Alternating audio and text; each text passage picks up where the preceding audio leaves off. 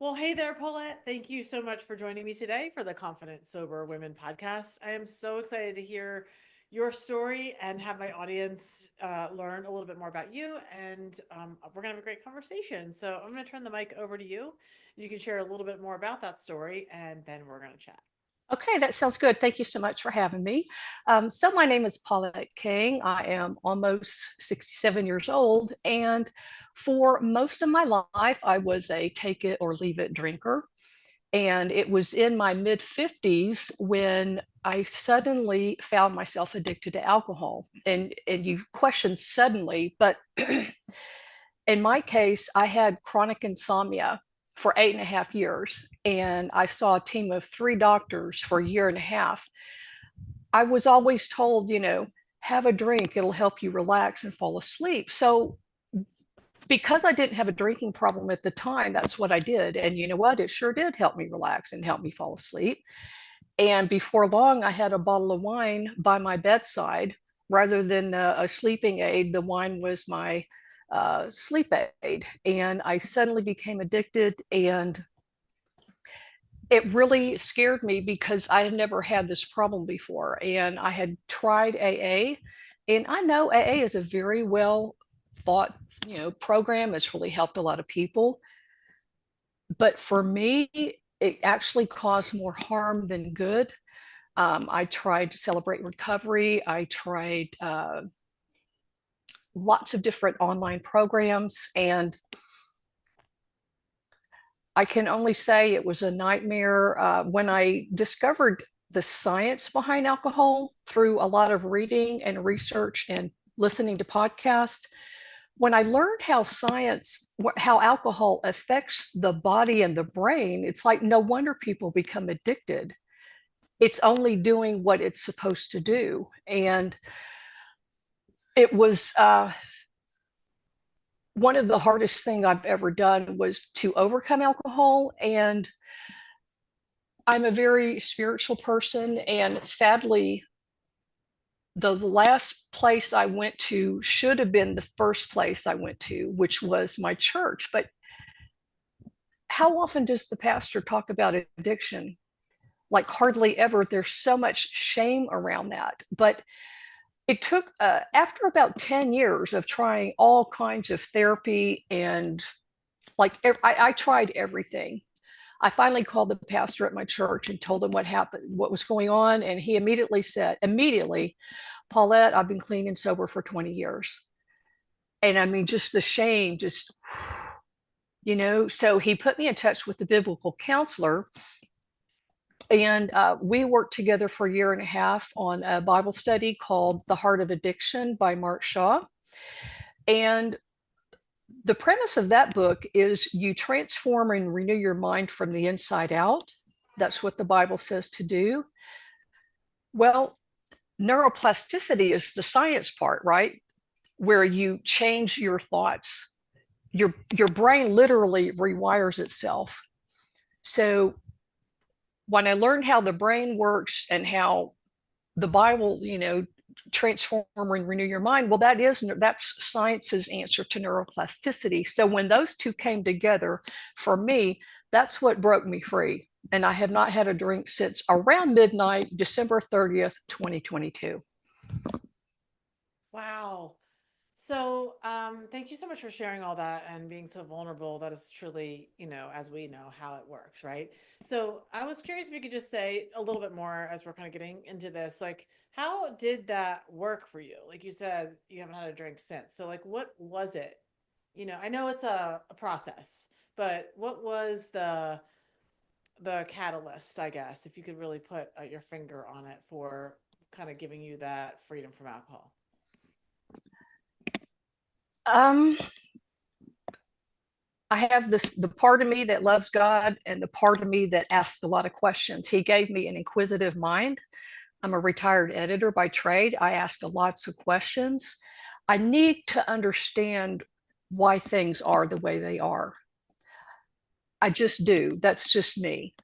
And so I learned all that I needed to learn about how alcohol affects the brain and body. That satisfied the knowledge side of me, the intellectual side of me. But I still had so much shame because I am a Christian and addiction is not talked about from the pulpit. I didn't think I could talk to anybody. And, I was at the end of my rope. And like I said, I confessed to the pastor what was going on. And when I read, when I worked through that Bible study, and it taught me how God looks at alcohol, how God looks at alcohol as addiction. It's really not addiction from God's point of view, it's sin, the sin of idolatry.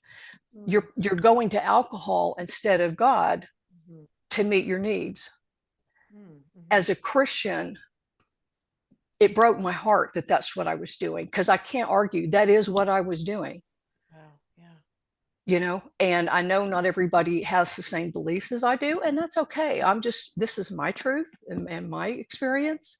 But it just, it cracked the code in my brain. And incidentally, when I started doing that, then I went to those three doctors for a year and a half. I saw my primary care doctor, a board certified sleep specialist, and a cognitive behavior therapist that specializes in insomnia. For a year and a half, these three doctors worked together as a tag team and like cracked the code of my brain.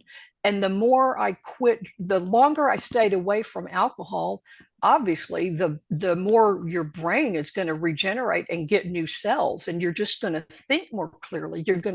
I ended up sleeping so much better. If you don't sleep well, you don't make good decisions. You've got to be able to sleep. Mhm. That's so true. I mean, sleep deprivation is really dangerous, Yes, honestly. it is. They've done lots of research and studies on that, that it just can make you feel literally crazy, if it Mm-hmm. goes on for too long. So you're right. And also, that is the time, excuse me, we know from science where the brain is kind of doing that regenerative work. It's healing, in our sleep is when it's getting that kind of regrowth and Mm-hmm. rebirth. So we But definitely. I also, like I said, I fought this for almost 10 years, and I listened to a lot of podcasts. I learned about different types of therapy. Mhm. EMDR therapy was really helpful to me. That's what I did. Of course, talk therapy, cognitive behavior therapy. Um, I come from a really trauma based childhood. My first exposure to alcohol was when my drunk uncle shot and killed my dad in cold blood when I was 14 years old. Wow. And my sister came in from out of town to pick me up, and she gave me Jack Daniel straight to calm me down, because you know what? That's all she knew to do. Right. Right. And my mom, she had a lot of drinking problems, and when you grow up with that, it's that's just what you're modeled. I wasn't modeled coping skills. I had to learn how to parent myself, basically. Right. I mean, that's a lot of the work that we do in therapy, right? I help people all the time learn how to reparent themselves. Hmm. Yes, I do EMDR therapy and we work on the trauma and we heal the brain at the molecular level from those traumas, but then we also use good cognitive behavioral skills and insight work to help people reparent themselves, to give those Hmm. parts of ourselves that didn't get what they needed when they were younger, what they need today, and kind of teaching them how to do that. And that's really helpful. Hmm. So thank you for sharing a little bit more about your history. I think that's really important for people to know too, because we know from the research too that addiction doesn't just come from nowhere. Right, We right. know it comes from trauma, and and we all have this, right? Hmm. If you've been a human on the earth for any length of time, you have trauma, and it's different for all of us. It's either a capital T trauma or the big sort of things everybody thinks about, but Hmm. we all have the lowercase t traumas, and Hmm. sometimes it's just things like words people have said, or witnessing certain things, or living in certain kinds of environments. So it's not always the dramatic kinds that leave a big stain on our brain, Yeah. but even the lowercase t traumas can lead to those negative beliefs about ourselves, and then create neuropathways and issues related to dopamine and serotonin that want us to utilize things like Yeah. And Alcohol. Right. I was really good at giving trauma to myself. I almost died uh, through a horrible accident at our lake house by myself. I drank Jack Daniel's straight. I thought at 5 in the afternoon it'd be a nice time to have a drink, reading my Kindle, looking at the lake. Well, then I got tired and took an Ambien, and you don't mix Jack Daniel and Ambien, Scary. and I nearly bled to death. It was awful. I am a true miracle, according to the doctor. And yeah, you would think that experience would have led me to quit like the next day, but sadly, it took a few more years. But to anybody that's listening that is not yet a confident sober woman that needs help, I just encourage you to not give up on yourself. If you give up on yourself, well, then you're not going to make it.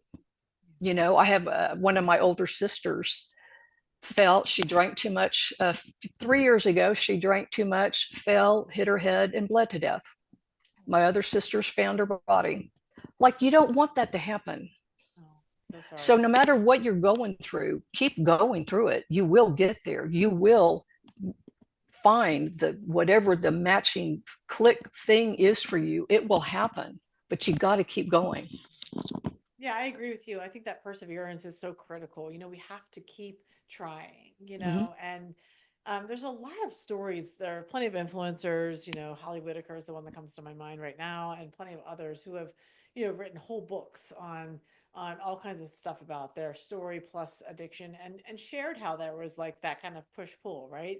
They would start something maybe like, okay, well, now I'm going to try to start doing yoga. Okay, see if that helps. And like they would get a little bit better or whatever for a little while, but then it didn't really stop the drinking. But like it helped them get a little better. And then they'd try to Mm-hmm. start doing something else, Mm-hmm. a little bit of this and a little bit of that. And so, not everybody's a first nighter, and like you mentioned, some people go to 12-step programs. That's how I got sober because that's the only thing we had. And it worked for me, and I think it's great. But then you do need to layer on a lot of other things. Some people use church, some people use um, other therapists or coaches, things like that. And that's wonderful. But just keep going, right? Yeah, Never yeah. give up and that's why we share our stories. I mean, it's one of the reasons why I do this podcast is to help people grow in their emotional sobriety for sure, but also to just show people that there's always hope.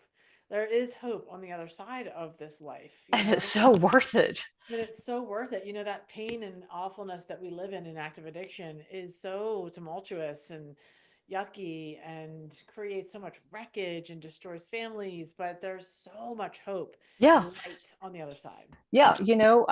About a year and a half ago, I was met with an unexpected health diagnosis. Hmm. And it's like, what's up with this? And I'm dealing with it. Mhm. But I'm just so grateful that I'm not drinking. Yeah. Because if I had not been able to successfully put it down and keep it down, I may not be alive today between what's going on with my health and then drinking. So the fact that I'm able to overcome alcohol for good, I feel like, Shelby, I can do anything. Yeah. I really can. That was the hardest thing I've ever done in my life. I say that too. I always say that too. And And so, we live in a society that worships alcohol. We yes, in a society that where you can't even go to like a first birthday party yeah, or a kid's sporting event, yeah, without alcohol. And it's everywhere. It's all the time. And it's the only drug that anybody's ever like, why, or thing that you do, people do that people are like, why don't you do that? yeah. It's like a But thing. yeah, but also, I don't know about you, but yes, I'm a Christian, and that's wonderful. But I'm also kind of a rebel. Like, don't tell me what to do. Like, why aren't you drinking? Because I don't want to. Yeah. More than Like, any other what's the reason. problem? Like, because I don't want to. Why are you drinking? you know so I'm kind of a badass a little bit. Yeah, and I think that we get to be like that once we've established our own security, I think, Yeah, and confidence in sobriety. That's one of the things that doing the quote unquote the work of emotional sobriety allows us to build that confidence and comfortability in our own skin so yeah, that we can start to deal with, like, show up in places and spaces and deal with things like people asking us that, or, just become really comfortable drinking your club soda with lime or Right, water. right. Not being cocky about it, but just Mm, what's the problem with me not drinking? Like, right. get over it. I do think Try that it sometime. the shift is happening, which is really nice. The younger folks, the next generations, they're not really drinking Yeah, anymore as much, and I love that for health reasons. And so there's this explosion of the in the non-alcoholic industry, and I love that. You're seeing mocktails all over the place, and people really understanding the health benefits of not drinking, because alcohol really is a poison. We've known that for years. No amount of alcohol is safe to use. The World Health Organization tells us that. So, yep. like, there's plenty of evidence and science that says no one should consume any alcohol, yet we still worship it here and flavor it up and color it and make it all kinds of special things so that we can consume it in quantities that are just, Yeah. obsessive. I think the biggest thing is that people are just becoming more educated. Yes. The more people that quit drinking and speak out about it Yeah. freely and without shame. And on my Instagram, a week or two ago, I had taken a picture while I was filling up my gas tank at the gas station. I took a picture of the sticker, may contain 10% ethanol. And I Mhm. put on the Instagram, do you realize any amount of alcohol you drink has the same chemical compound that you're putting in your gas tank? Right. If you don't believe me, Google. People don't understand. If they don't know, they don't know. Exactly. Well, that's why we So, have these conversations. It's just to continue to educate and to bring to light something, and then some parts of sobriety, because just because we're sober doesn't mean we're well. So you can stop drinking, you can put the bottles down, but if you don't change everything, if you don't really take a look at all these parts of yourself, if you don't do the work to heal, you're just going to be, kind of an angry, resentful, dry drunk. And that's kind of worse. So yeah. that's why we do this. So I'm curious, as you were doing some of that work for yourself with, like, your CBT and neurobiology and all kinds of all the things you were doing to be well, what were some of the things that stood out to you as being, like, really impactful? Like, what were some of the best things that you could, like, share that people That could I take, learned, or like that? I mean, maybe there were specific activities or connections that were made, or, yeah, learned, that we could share today with everybody else, that maybe even they could start doing today. well, the different types of therapy really helped me. By going, I'm a writer by trade. I have journals. Like, this is a journal from 2014 to 16. I have journals from back when I was 14 years old, from the night my dad was murdered through present day. And so journaling is something that really helped me. I can go back and look at what I've been through and what I wrote as a 14-year-old, 18-year-old, 22-year-old. When I look at what I've been through, I have compassion for myself. We're doing the best we can with the tools we have at the time. Learning to forgive myself and forgive others has been really key. Learning again about alcohol, how it affects the brain and body. It literally changes your brain, and it kills a lot of your brain cells. You're not going to make good decisions.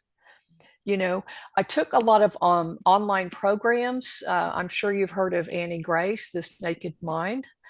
Um, Andrew Huberman is a neuroscientist, Huberman podcast number 86. That was very helpful. But really, the therapy, going through my journals, I was trying to use one of those apps that counts the days, but that was very unhelpful to me because I'm very much a type A person. I want to do it perfectly every day. And when I had a slip up, having to go back to day one, just the shame and embarrassment that I couldn't do. When I think of everything I've been through and that I couldn't do this one thing, I couldn't, it's like, what is wrong with you? You've done this, you've done this, you've done this. Why can't you do this one thing? Right. You Right. know, and it actually made me want to drink more, having to go back to date. So I quit the counting.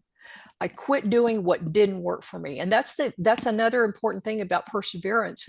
The more things you try, you will learn this doesn't work. This is not helpful. This is better. And you just keep going and going to what's better.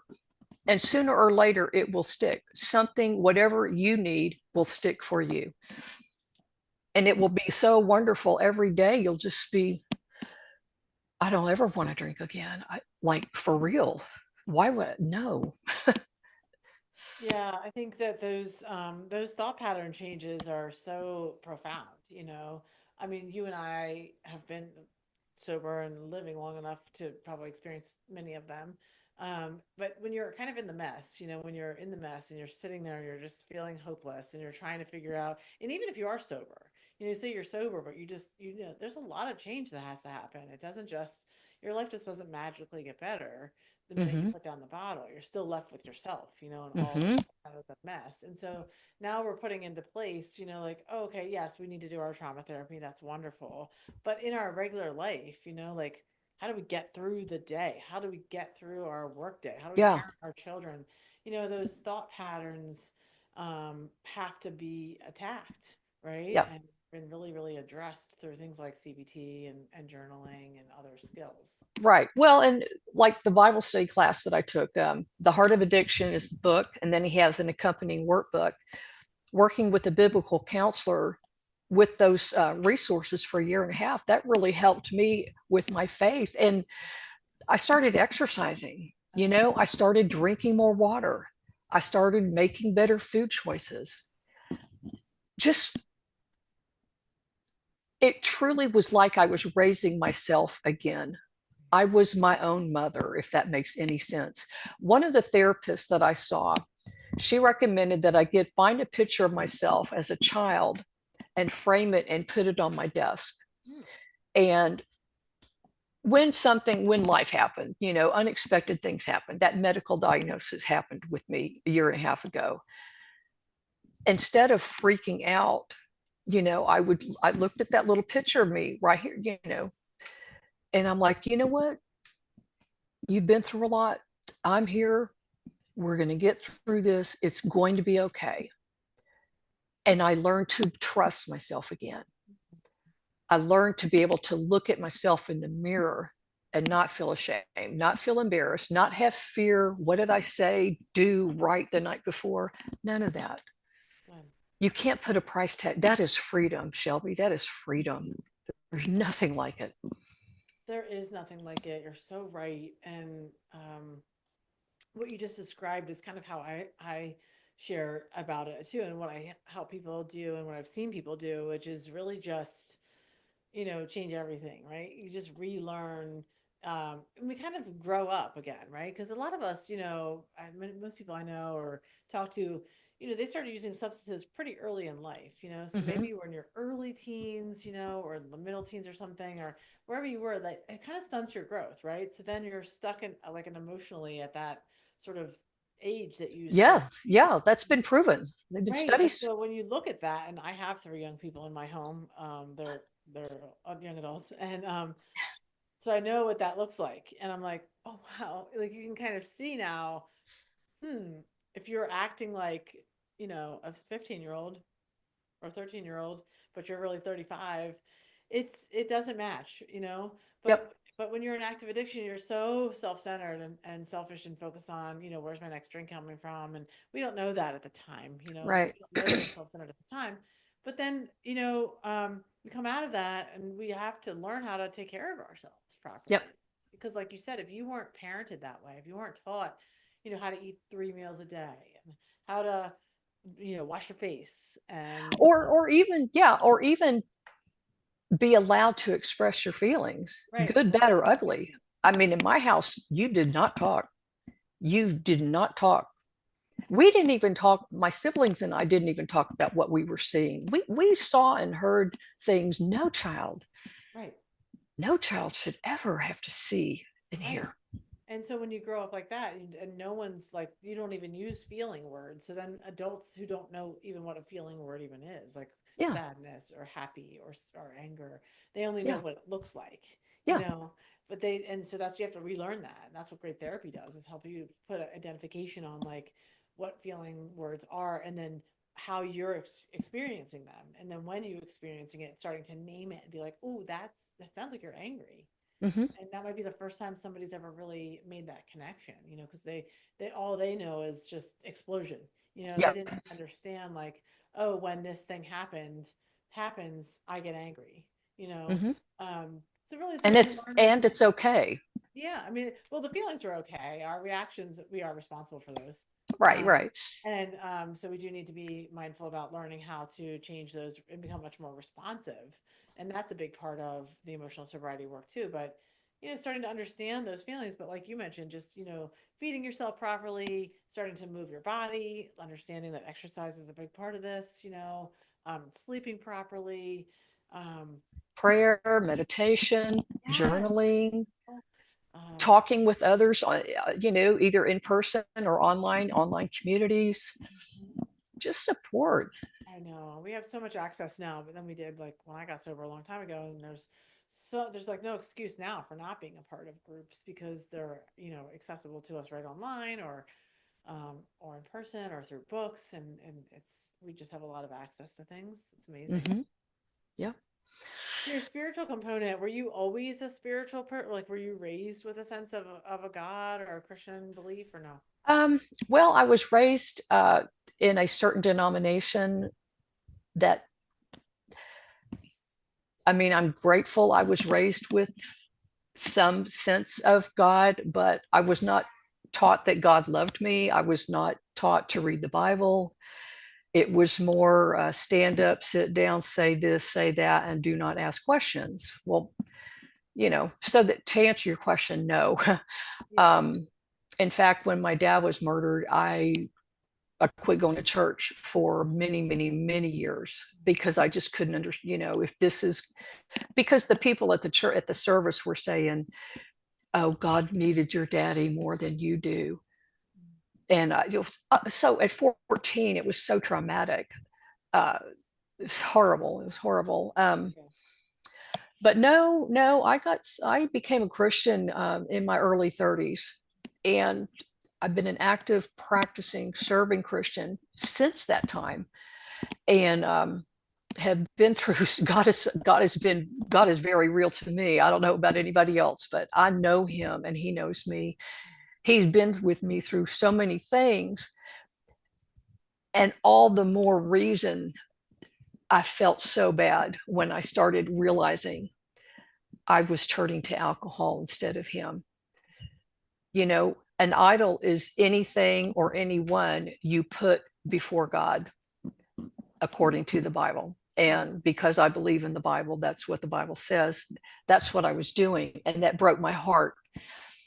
And so, yeah, Hmm. Thank you for it's, sharing that. Yeah. I think and if you do, if spirituality and religion are not the same things, and I think people get confused about that sometimes in certain republic, in, certain yeah, recovery. I'm in a non denominational church, a tiny little church. Yeah, we have to be cautious about the language we use because, I mean, many people are extremely spiritual, but maybe they don't identify with like a Christian God or a biblical God, and that's okay, like, but they have a connection to something outside of themselves. So when we Mm-hmm. talk like that, it's like the same things. But when you do start to spend time getting to know your higher power, whatever that is, and to really learning that and like nurturing that relationship, Mm-hmm. I personally believe, and I think the Bible really shares about this in relation to the Holy Spirit, that it is revealed to us. Like things are revealed to us that we need to know. Mm-hmm. When we are stuck in our own self, when we are in active addiction or struggling with a lot of sin patterns, it's very difficult to hear that or see it or receive it. Oh, Or yeah. it's happening, but we're not open to it because sometimes we don't want to. We're like, you know what? I know I'm supposed to be doing this thing Mm-hmm. here, but I don't really want to, so I'm just gonna like pretend I don't know. But when we kind of open our eyes and our ears to that whisper of the Holy Spirit, it is such a magical experience because then you'll start to get things like intuition or like feelings about certain people or things in your life because that's Mm-hmm. like I feel God really revealing to you like maybe you should check in on this thing you're doing. It's like Well, probably right. I mean, think about it. He made you, He made me, He knows exactly what I'm capable of. He has been with me since before I was even born. He knew me in my mother's womb. He knows everything I've been through. So I really think, Shelby, it took so long for me, almost 10 years, because I had to learn. It's terrible, but I had to learn the intellectual side had to be satisfied for me first. That's how far away from him I had gotten. Alcohol had clouded me so much. Um, he knew everything that I went through, all the things I tried, got me to the point where when I came across that Bible study and worked with that lady, I was ready to hear the truth about addiction. Addiction is the world's word. It's really the sin of idolatry, according to the Bible. Yeah, And that's so interesting. I've actually never heard it put that way before, and I get it. I see what you're saying, and sometimes people have it such hurts. sometimes people have such histories with the church or with certain people or families that are really not what God intended, right? So there's a lot of things that are spiritual trauma. Mm-hmm. And I always feel sad when I see that, like in my room as a therapist or in my friendships, because that's definitely not the God I know. Mm-hmm. Like that's not the way. That's people Mm-hmm. treating other people the way they think that they're supposed to, and they say it's according to God's will, or but it's not. It's often not. So unfortunately, so many of us get damaged, Yeah. and do a lot of repair work on finding that connection outside of ourselves with something that is a loving, Yeah. faithful Father. It was such a gift when the pastor immediately, Paulette, I've been clean and sober for, that was the very first thing he said. Mm. Not even, I'm sorry. I mean, just, and see, God is, he loves me. He knew I needed to, I have been carrying shame all of my life, Right. and it was just awesome. Yeah, It was awesome. it is awesome. And I was going to say something, but I forgot what it was. So I hope it comes back. But Good. So, what do you think are your biggest tools now? Do you have like a daily practice? Just like I'm kind of in closing as we wrap up. What things do you do utilize like every day, like tools or strategies well, or habits? for sure, I start with quiet time, Bible study, reading, prayer, meditation, journaling.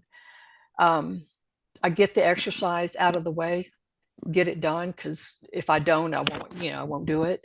And then I just look for ways to serve. I have an online community called Spirit Led Sobriety on Facebook. Um, I look for ways to serve and encourage other people.